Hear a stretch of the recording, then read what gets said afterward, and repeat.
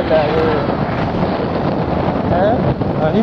mobile ਨੇ ਖਿੱਚ ਕੇ ਲੈ ਜਾਏ ਫਿਰ ਵੇਂਦੇ ਰਹੀਏ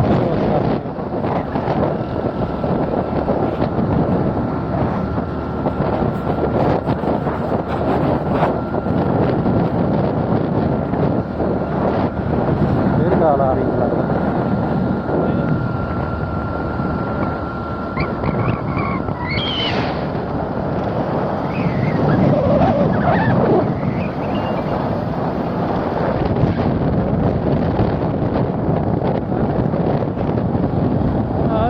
हो गया एक ही दिन का उन्होंने गया उधर 60 तो 30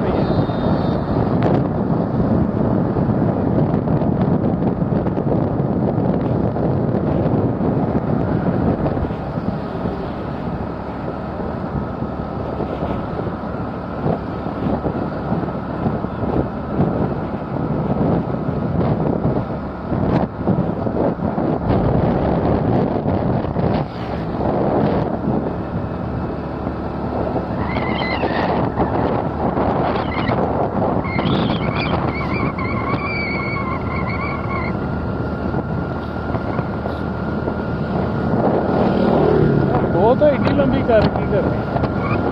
अच्छा चलो